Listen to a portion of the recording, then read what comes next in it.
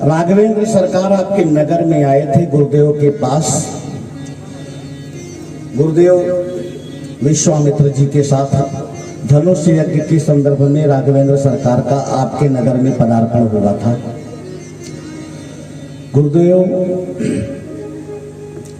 राघवेंद्र सरकार को लेकर इसी मिथिला की नगरी में टहल रहे थे, घूम रहे थे, और उनको विश्राम मिथिला वासियों ने दिया था अपने ही राजसी कक्ष में, जिसको उस समय सीय सदन के नाम से जाना जाता था। इसी मिथिला धाम में जब गुरुदेव भ्रमण कर रहे थे, विश्राम किए शाम के वक्त, उसी घटनाक्रम से आपको जोड़ने का प्रयास कर रहा हूं। कथा वहीं से प्रारंभ हो रही है। राघवेंद्र सरकार जब आए थे अयोध्या धाम में से चल करके मिथिला में, तो उनके साथ घटनाएं क्या घटी, और जब हम आए तो क्या हो रहा है, दोनों के बीच के अंतर को भी देखेंगे। और इसी बीच में अंतर कथा में श्री रामचरितमानस की कथा भी चलती रहेगी। तो गुरुदेव ने कहा, राघव, यह विदेह नगरी है। विदेह का मतलब होता है जो देह से ऊपर उठ चुका हो। देह में जिसकी कोई आसक्ति, मतलब क्या है, ये नारायण स्वरूप है। देह से ऊपर उठ जाने का मतलब क्या है, नारायण स्वरूप हो जाना। यहाँ के मिथिलापति, जो मिथिला के राजा थे, वो क्या थे, विदेह राज थे, यानी कि जिन्होंने इंद्रियों पर बस कर लिया हो, वो विदेह होता है। तो आप सभी विदेह नगर के वासी हैं, देह से ऊपर उठे हुए लोग हैं, और ऐसे लोगों को कहते हैं, ऐसे नगर को कहते हैं भक्ति की नगरी। ये भक्ति की नगरी है। भक्ति की देवी यहीं पर पैदा होती हैं। जगदम्बा जगत जननी जानकी जी का जन्म यही इसी स्थान पे हुआ। उसका मेन कारण था, उनके पिताजी थे विदेह राज थे। विदेह के यहाँ ही बिना देह वाली भी पैदा हो सकती है। देह धारण करने के लिए किसी न किसी का गर्भ की आवश्यकता होती है हमारे, लेकिन जो धरती से पैदा हो, इसका मतलब क्या है, प्राकट्य होता है उसका। तो विदेह की यहाँ ही आदि शक्ति जगत जननी जगदम्बा अवतरित होती हैं। राघवेंद्र सरकार को हमारे पूज्य गुरुदेव विश्वामित्र जी महाराज कहते हैं कि राघव, इस नगरी का नाम है विदेह नगर। तो देह से जो ऊपर उठ गया है, उसको तो किसी चीज की आवश्यकता नहीं है। अर्थात विदेह राज तो तृप्त है, देहधारी जितने हैं वो तृप्त हैं। देह महाराज वस्तुओं का भूखा होता है, लेकिन नयन दर्शन का भूखा होता है। जब तक आप देखेंगे नहीं, संतुष्ट नहीं होंगे। तो नयन क्या चाहता है, भगवान का दर्शन हो। मन क्या होता है, सोच के कहता है कि नहीं हम संतुष्ट। तो जो देह धारी थे वो तो संतुष्ट थे, विदेह राज, लेकिन मैया सुनैना, नयन तो दर्शन का प्यासी होता है ना। तो हमारे गुरुदेव क्या कहते हैं, जाहो देखिया वहु नगर, सुख निधान दो भाई।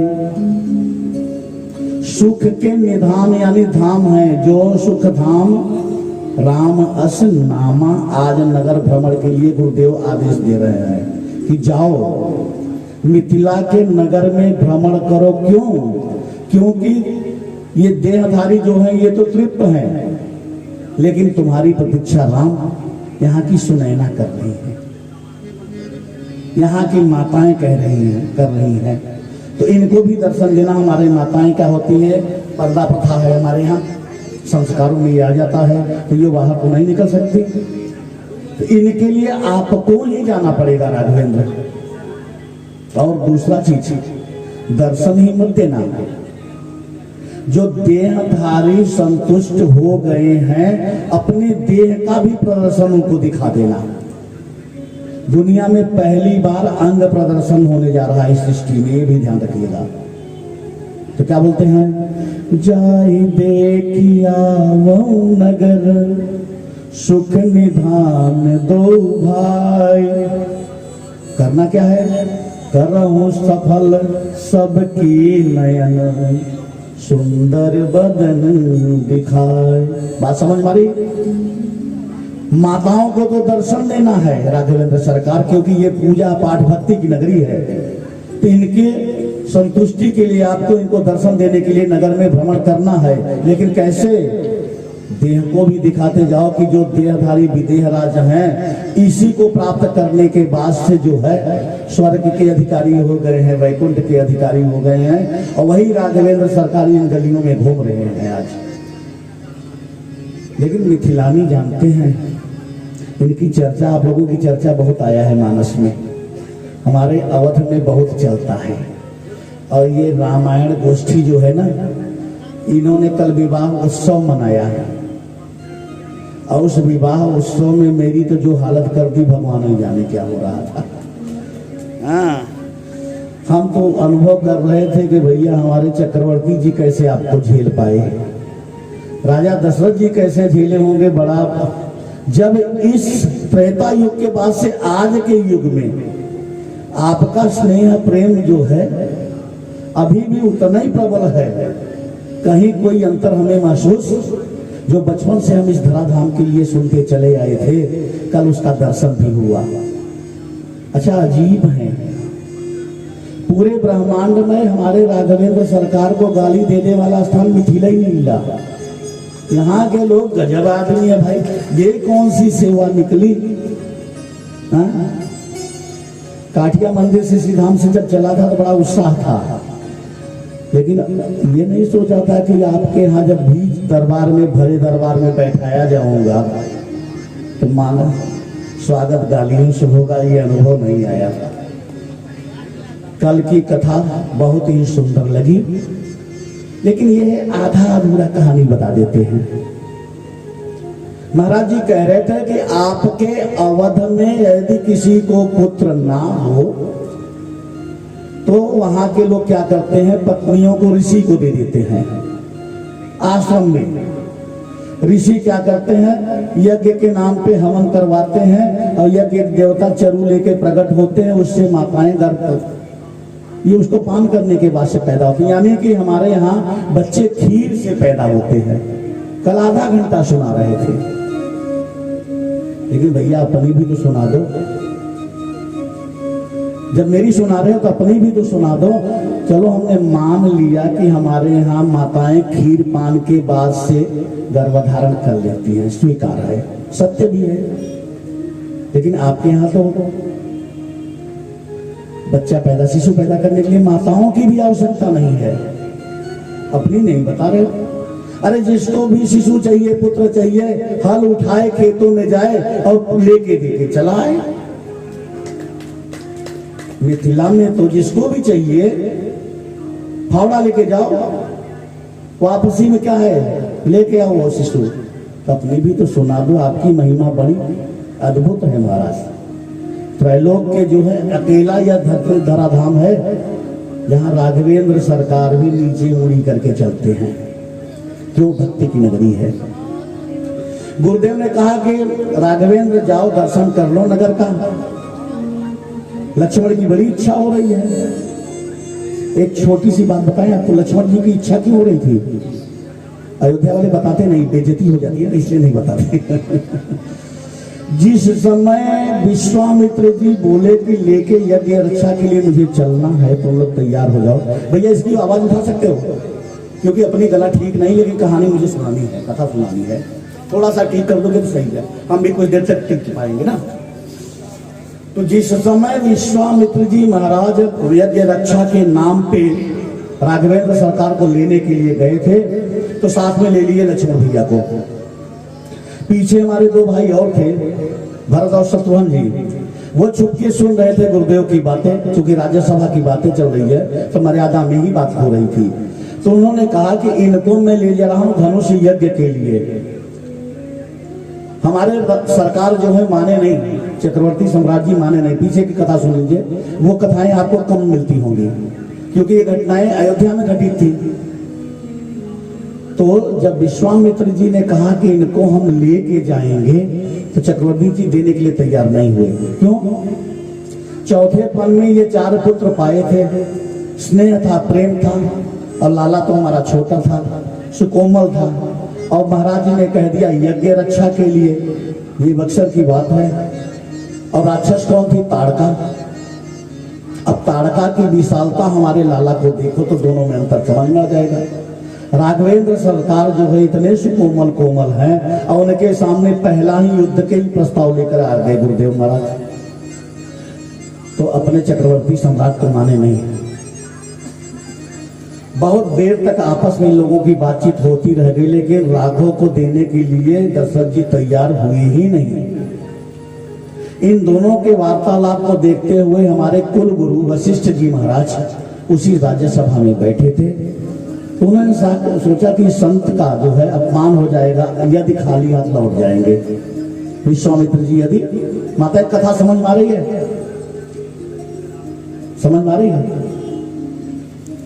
तो विश्वामित्र जी की इस व्यवस्था को देखते हुए हमारे वशिष्ठ जी हमारे कुल गुरु थे, पुरोहित थे, आचार्य थे, जैसे आपके यहाँ हैं, उन्होंने कहा कि झगड़ा को ही निपटा देते हैं। फिर बीच में आते हैं तो बोले क्या, बोले चक्रवर्ती जी राम लक्ष्मण को जल्दी इनको सौंप दो।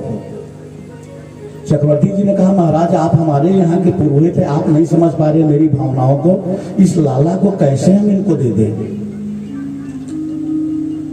वशिष्ठ जी ने कहा कि सुनिए राजन, आप हमारे पास कुछ दिन पहले आए थे और उस समय आपने कहा था कि भाई गलानी मोरे सुत नहीं, चौथेपन की बात आपने कहा था और अपनी ग्लानि की बात आपने भी बताई थी। तो क्या कहा था कि भाई गलानी मोरे सुत। अच्छा ये चीज बताइए, यदि गुरुदेव चाहते कि इनको पुत्र नहीं है पुत्र ही प्रदान कर दिया जाए तो पुत्र तो एक ही होता है ना। किसी को एक बेटा या बेटी हो जाए तो उसको तो क्या हो गया, वंश चलाना, बेटा हो गया तो काम हो गया एक। तो मांगे एक, मिला कितना,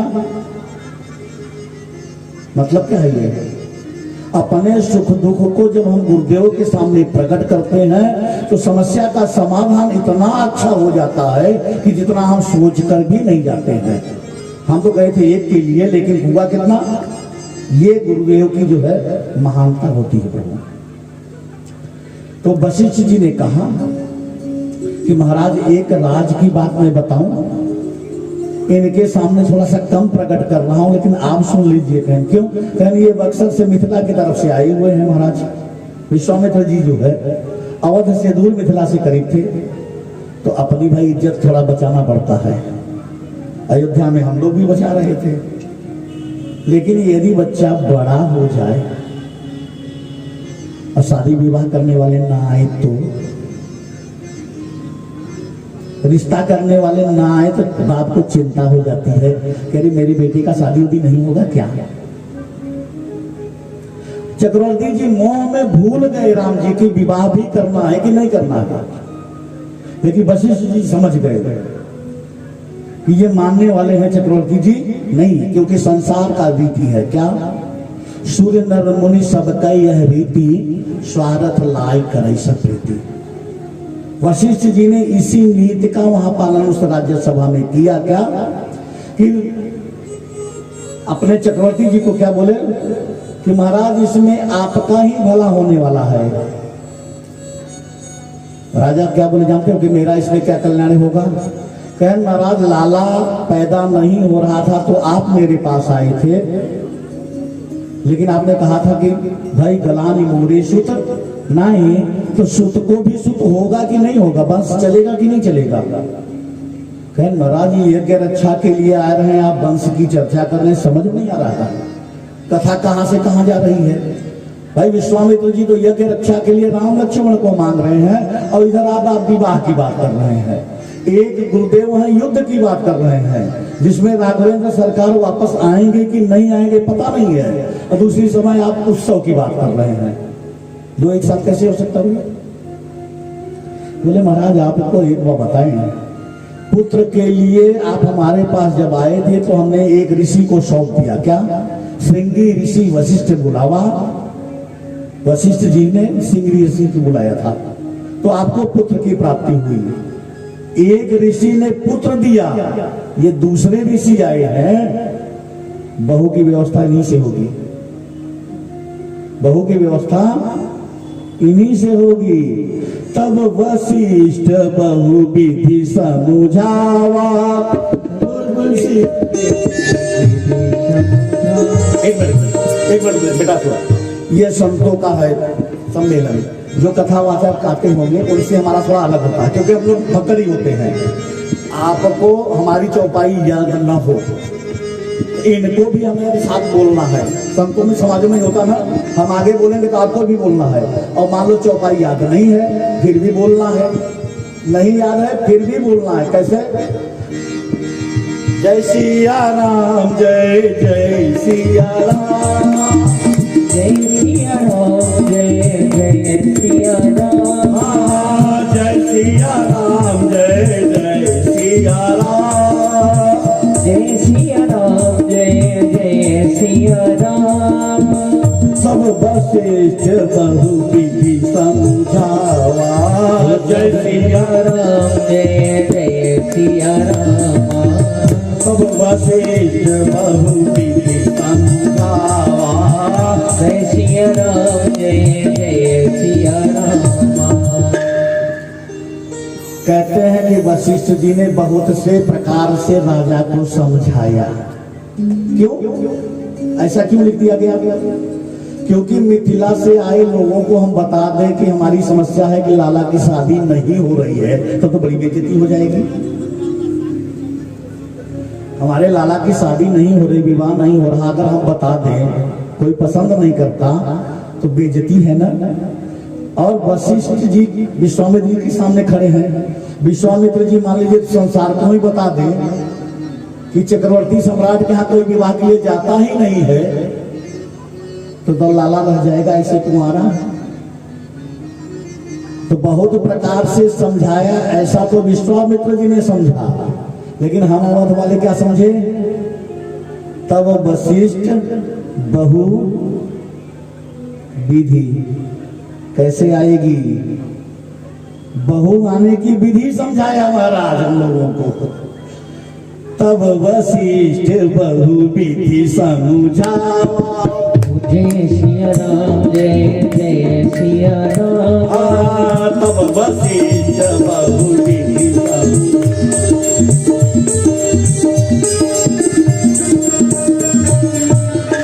समय की अपनी मर्यादा, उसी में कथा को बढ़ाएंगे, आनंद भी लिया जाएगा ना। तो बहू के दृष्टिकोण से जब चक्रवर्ती जी सम्राट समझे कि अरे रे ये बहू आने वाली है क्या, आपको बताना चाहिए था। क्या लाला इधर आओ, इधर आओ, लाला इधर आओ। राघवेंद्र सरकार गए, क्या वो कहाँ है? लक्ष्मण जी को बोले सरकार वो भी है। वशिष्ठ जी बोले अभी एक को नहीं दे रहे थे, दो दो तैयार कर दिए। अभी एक नहीं दे रहे थे। वशिष्ठ जी ने पूछा राजन अभी तो आप एक नहीं दे रहे थे, दो दो क्यों भेज रहे हैं? कहना ऐसा है महाराज, अलग अलग नजरिया होता है। मान लीजिए राघवेंद्र सरकार गए, सामने हैं, क्या है?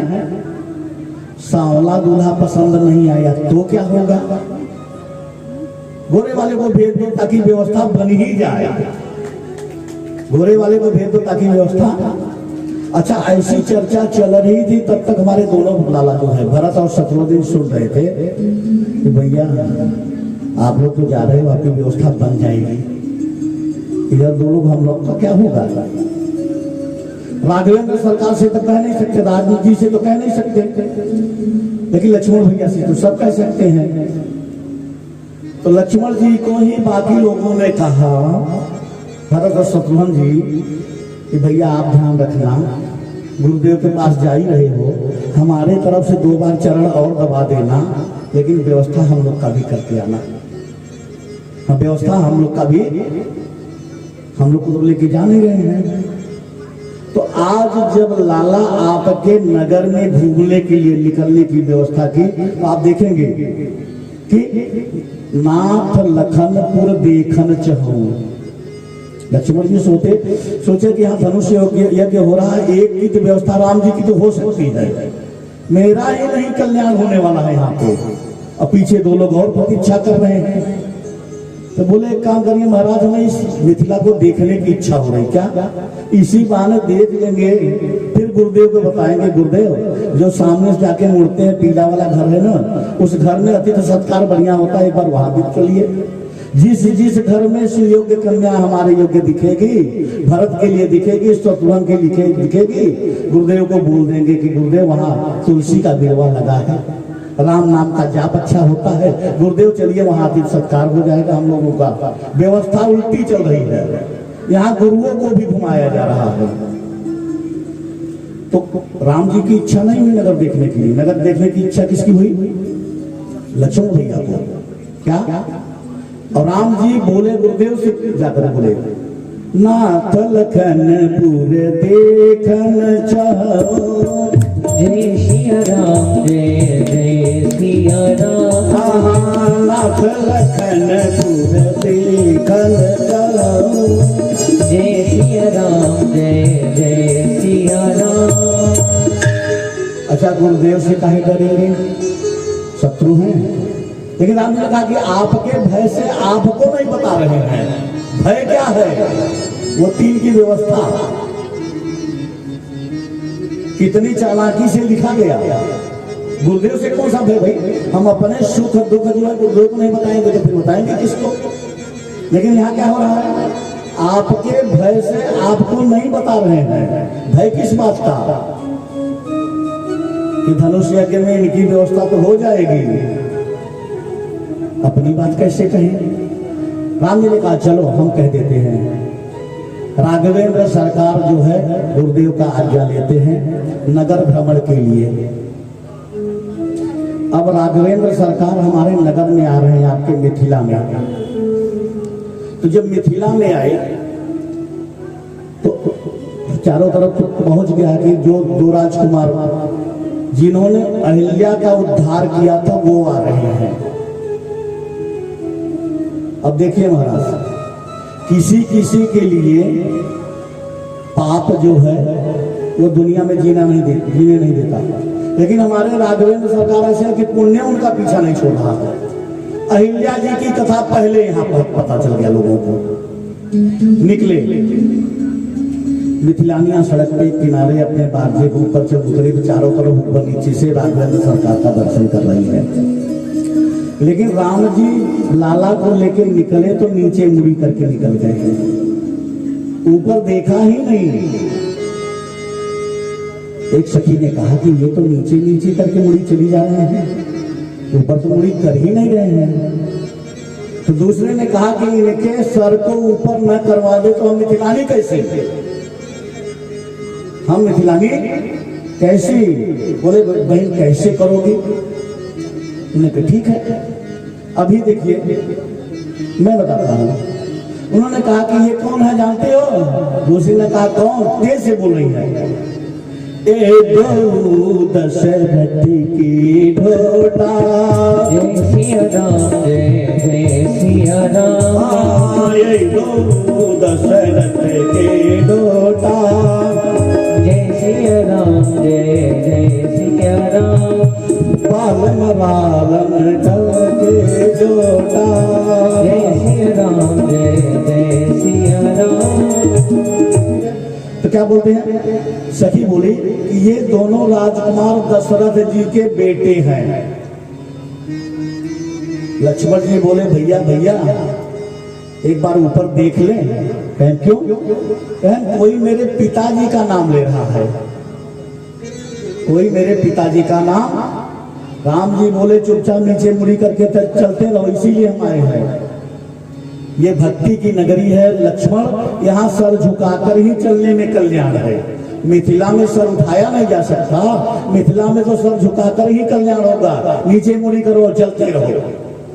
लक्ष्मण जी बोले भैया एक बार देख लेने तो। कहना नहीं कुछ नहीं, चलो। अब देखिए मिथिलानी सोचे कि हमने पिताजी का नाम लिया फिर भी सर उठाए नहीं,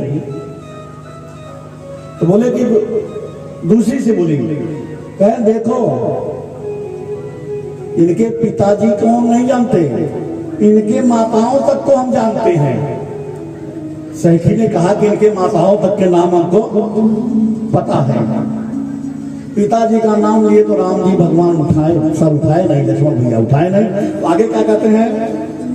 कौशल्या सुख, ये सुख देने वाले धाम है। सौ कौशल्या सुख सो सुख खानी, कौशल्या सुख सो सुख खानी, कौशल्या सुख सो सुख खानी, नाम राम धन सायक पानी, नाम राम धन सायक पानी, लक्ष्मण नाम राम लघु भ्राता, लक्ष्मण नाम राम लघु भ्राता, सुन सकिता सुमित्रा माता, सुन सकिता सुमित्रा माता, सुन सकिता सुमित्रा माता, सुन सकिता सुमित्रा माता। लाला के माताओं के नाम बता दिए गए, अलग अलग नाम बताया गया, कौन किसका पुत्र है। लक्ष्मण जी कहे भैया कुछ भी हो जाए, माताओं तक के नाम इनको पता है तो देख तो ले कौन है ये सामने। राम जी बोले लक्ष्मण तुमको बताए ना हम साथ इसीलिए आए हैं, बेटा ऊपर मुड़ी करना नहीं है। अब देखिए मिथिलानी सोची क्या कि माताओं तक के नाम ले लिए गए लेकिन ये देखे नहीं ऊपर। तो एक सखी ने दूसरे से क्या कहा, बहन लगता है बहरे हैं क्या, लगता है बहरे हैं क्या। बहरा किसको कहा जा रहा है मिथिला में, जो सुनय बिनु काना, ब्रह्मांड के नायक जो है जिनके लिए कहा गया है बिनु पग चले सुनय बिनु। लेकिन मिथिलानी क्या कह रही है हमारे राघवेंद्र सरकार को कि बहन ये बहरी है क्या। दूसरी तरह ना बहरे ही नहीं है, गूंगे भी हैं, आपस में बातचीत भी नहीं कर रहे, इशारा कर रहे हैं। क्या कर रहे हैं, गूंगा और बहरा किसको कहा जा रहा है, बिनु पग चलाई सुनई बिनु काना, उनको कह रहा है या मिथिला वाले जो गूंगे और बहरे हैं। राजा आगे बढ़ते चले गए, क्योंकि आदेश हुआ था पुष्प का, पुष्प वाटिका के पास पहुंचे, चूंकि समय है उस हिसाब से पुष्प वाटिका के पास पहुंचे तो महाराज मिथिलानियों ने जो समस्या रास्ते में किया तो किया ही, ये मिथिलावासी भी जो अपने वहां बैठे थे फुलवारी में, ये भी कम नहीं थे। राघवेंद्र सरकार ने चारों तरफ देखा कि कोई दिख जाए तो उनसे पूछ करके हम पुष्प का चयन करें। इतुत चिते पूछ मालीगन लगे लेन दल फूल उदितम। हमारे राघवेंद्र सरकार जो है मालियों को देख रहे हैं, खोज रहे हैं कि माली या बगीचा वाला दिख जाए, उनसे पूछ करके आज्ञा लेकर के पुष्प दल ले। और एक हम हैं, सोचते हैं किसी का पुष्प तोड़ते समय कि कोई देख तो नहीं रहा है। हम क्या करते हैं कि दूसरे के पौधे से पुष्प उतारेंगे तो सोचते हैं कि कोई हमको देख न ले। लेकिन राघवेंद्र सरकार क्या कहते हैं कि कोई मिले उससे पूछ ले तब दल खोल ले। लेकिन यहाँ के मालियों ने कहा कि महाराज हम आपको बगीचे में प्रवेश ही नहीं करने देंगे। अब देखिए मिथिलानियों ने रास्ता रोका, अब मिथिला वासियों ने क्या कहा कि हम आपको पुष्प चयन करने ही नहीं देंगे। बोले क्यों, कहना हमें महाराज पता है कि आपके चरण छू जाने से शीला उड़ गई थी, तो क्या इतने अनाड़ी हमें आपके हाथ छूने से हमारे पौधे उड़ जाएंगे तो हम आपको प्रवेश नहीं करने देंगे। राम जी बोले भैया हम हाथों से तोड़ेंगे कि पैर से। मिथिला में पैर से तोड़ा जाता है पुष्प क्या। बोले महाराज ऐसा कुछ भी नहीं है, लेकिन आपको हम जाने। राम जी बोले भैया हम एक पुष्प तोड़ेंगे, तुम देखते रहना, यदि पौधा उड़ जाए तो दूसरे को हाथ हम नहीं लगाएंगे। अब तो समस्या नहीं है ना।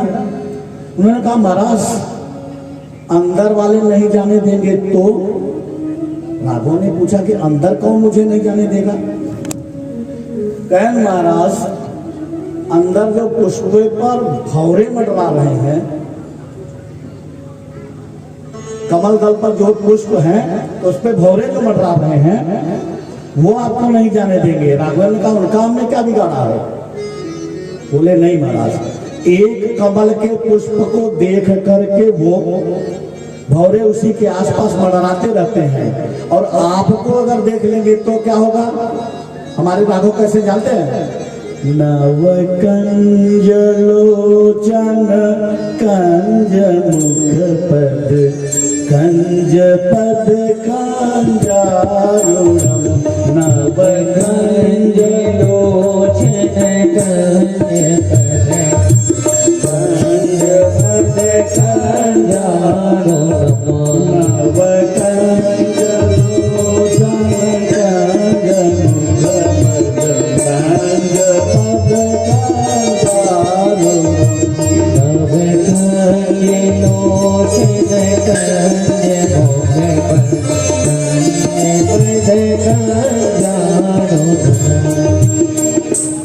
यहाँ तो कमल ही कमल उनको दिखेगा। नेत्र कमल, हाँ, चरण कमल, कर कमल, मुख कमल, कमल ही कमल। अब बताइए अंदर के बगीचे के जो हैं वो भौरे क्या आपको छोड़ेंगे महाराज? अच्छा, कमल तो जल में खिलता है, लेकिन हमारे राघवेंद्र कहाँ हैं? कमल में कमल खिलाते हैं। मतलब समझ पा रही है? मुखमंडल कमल है, कमल में दो कमल और है, नेत्र कमल में कमल है महाराज। तो भौरे क्या करेंगे? आपको जाने ही नहीं देंगे। राम को बोले अभी तो बड़ी समस्या बढ़ती जाती है। तो कहते क्या?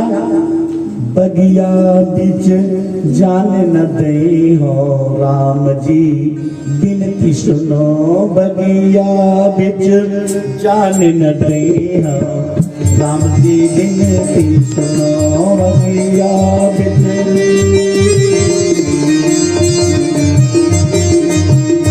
बगिया बीच जाने न दई हो राम जी बिनती सुनो, बगिया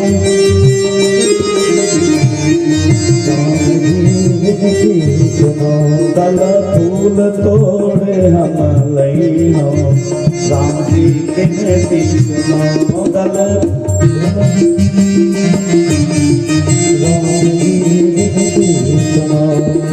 कोमल चरण कमल बिनु पलही, कोमल चरण कमल बिना पलही, कोमल चरण कमल बिनु पलही, कोमल चरण कमल बिना पलही। लक्ष्मण जी कहते हैं क्या अंदर कांटे हैं, कंकड़ हैं? कांटे हैं, कंकड़ है, कुछ है, बात क्या है? बोले महाराज कांटे कंकड़ कुछ नहीं है। आप आ रहे हैं सामने, सोना तो रास्ते में पुष्प का रास्ता बना दिया, बिछा दिया, लेकिन आपके चरण इतने कोमल हैं कि कहीं आपको पंखुड़ी न गड़ जाए, पुष्प ही न गड़ जाए। क्या? कोमल चरण कमल बिनु पलही, कोमल चरण कमल बिना पलही, पखुरी पहन गरी गई है राम जी बिनती सुनो, पखुरी पहन गिरी गई है राम जी बिनती सुनो। मिथिला की चर्चा, यहाँ के लोग मिथिलानियों की थोड़ी चर्चा, एक दर्शन हुआ। अगर आप कल थोड़ा प्रारंभ में पहले ही आ जाएंगे तो निश्चित रूप से कथा को विस्तार से किया जाएगा, क्योंकि समय अपना एक निश्चित होता है। इसके बाद से हम आगे कथा नहीं बढ़ा पाएंगे। बोलिए सियावर रामचंद्र की।